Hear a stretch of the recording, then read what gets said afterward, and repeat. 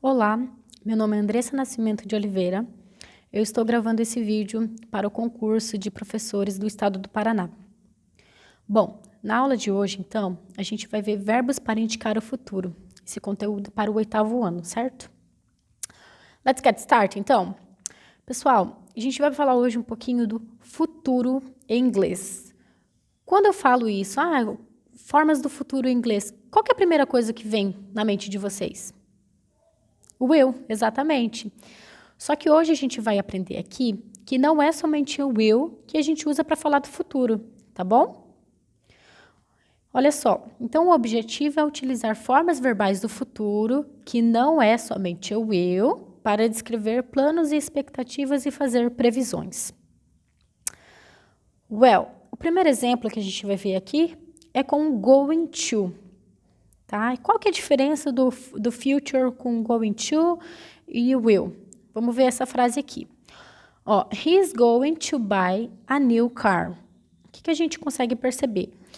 Que quando eu uso going to, é porque eu quero mostrar que essa ação de comprar um novo carro já tinha sido planejada anteriormente. Tá? Então, essa que é a sacada do going to.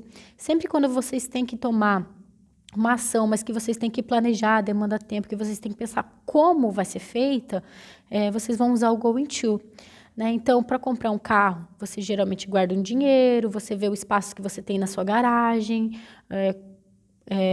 se o carro vai ser confortável, vocês pesquisam antes de comprar um carro, né? Então, nesse caso, você vai usar, então, o going to para indicar essa ação no futuro. Lembrando também, tá, pessoal, que o going to, ele não muda conforme o sujeito. Porém, o verbo to be, sim. Então, ó, I am going to buy a new car.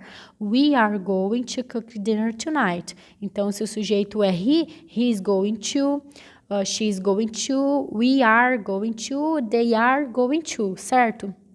E nesse segundo exemplo aqui, ó, vai vir um casal de amigos na minha casa, meus familiares, então eu tenho que planejar o que eu vou cozinhar, o que eu vou fazer, que horas que eles vão vir. Então, ó, we are going to cook dinner tonight. Então, tem todo um planejamento antes dessa ação no futuro, certo? Alguns outros exemplos aqui, ó. I'm going to start reading this book soon. Então, eu estou terminando de ler um e o próximo eu já sei qual eu vou ler. Então, por isso que I'm going to start reading this book soon. I'm not going to eat any chocolate this month. Já passei da dieta, já extrapolei. Não posso mais comer mais chocolate esse mês. Então, por isso que eu estou usando também going to. Só que na negativa agora, né? I'm not going to eat any chocolate this month. Sam's going to get fit before his next birthday. Então, olha só, ele tá lá no CrossFit dele, já tá fazendo academia, e no próximo ano, no próximo aniversário dele, ele vai estar fit, né? We are going to cycle from Boston to Cape Cod next weekend. Aqui é a mesma coisa, já tem todo um planejamento, um percurso que eu vou fazer, para então chegar nesse momento, né, da pedalada ali com o grupo, né? Porque é we are going to cycle. Going to for predictions. Quando eu quero fazer uma previsão no futuro com o going to, ela tem que ter já uma evidência de que vai acontecer. Como nesse exemplo. Look at those clouds, né? Olha essas nuvens. It's going to rain soon. Nossa, vai chover breve, né? Por quê? Porque olha essas nuvens, só pode chover daqui a pouquinho. Né? Eu poderia usar look at those dark clouds, né? Essas nuvens negras, provavelmente vai chover. E agora a gente vê o future com o will, né? Que é o que vocês estão um pouquinho mais acostumados. A gente vai ver alguns exemplos de como usar, né? Na estrutura, lembrando aqui também que o will, ele também não vai mudar. Então, she will, we will, they will, I will, vai ser sempre a mesma coisa, tá? E daí nos exemplos, né? De que forma que eu vou usar o will? To make a prediction about you think will happen. Então, coisas que você acha que vai acontecer. Nesse exemplo aqui agora, ó, wait a few minutes. I think it will stop raining soon. Não tem uma evidência de que vai parar de chover logo. A chuva continua estável, mas você acha. Então, você vai usar esse exemplo também. I think it will stop raining soon. To offer to do something for someone. Então, se você quer oferecer alguma coisa para alguém, olha só. You look frozen. I will make you some hot soup. Você parece que está congelando. Eu vou fazer uma sopa para você. Então, você decidiu aquilo naquele momento. Por quê? Porque a pessoa parece que está congelando, né? Então, você vai, agora sim, porque você percebeu isso, você vai fazer a sopa para a pessoa. To make a promise. Quando você quer prometer algo para alguém, você vai usar, nesse caso também, o will, né? Ó, we'll be there by 8. Don't worry. Não se preocupe que a gente vai estar aí até as 8. Próximo exemplo, to describe a decision you've just made. Então, para descrever algo que você acabou de fazer, uma decisão que você acabou de tomar. Né, ó. I know, I will buy Aaron a surfboard for his birthday. Perceba que você já estava, meu Deus, o que eu vou comprar para o Aaron? O que vou dar de presente? E, de repente, vem aquele estalo, já sei, o que eu vou comprar? Então, nesse caso, você também vai usar o will. Essa forma, então, do will for predictions, como eu disse, é para algo que você acha, né, que vai acontecer. Já aconteceu, gente, com vocês mandarem um vídeo para alguém, TikTok, no Instagram, ali, e você fica na expectativa de saber se a pessoa vai gostar ou não? Então, nesse caso, você pode usar esse will também, ó. This movie is great. This video is great. You love it. Você acha que a pessoa vai gostar, né? You love it. Próximo exemplo, então, que a gente vai ver é o future arrangements, do present continuous, tá?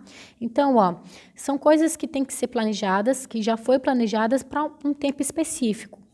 Mas não é todo aquele planejamento que a gente viu igual o going to, tá?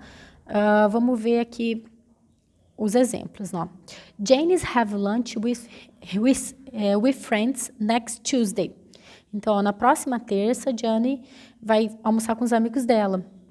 Perceba, então, que para eu perceber que essa frase ela não está no present continuous, né, que eu não estou falando desse momento que está acontecendo agora, eu tenho que ter esse aqui, ó, o next Tuesday, tá? Então, quero reforçar isso com vocês. Sempre que vocês forem usar o present continuous para falar do future, tem que ter um momento específico, tá? Tonight, later, tomorrow, this evening, sempre tem que ter, senão parece que eu estou falando aqui do meu presente, tá?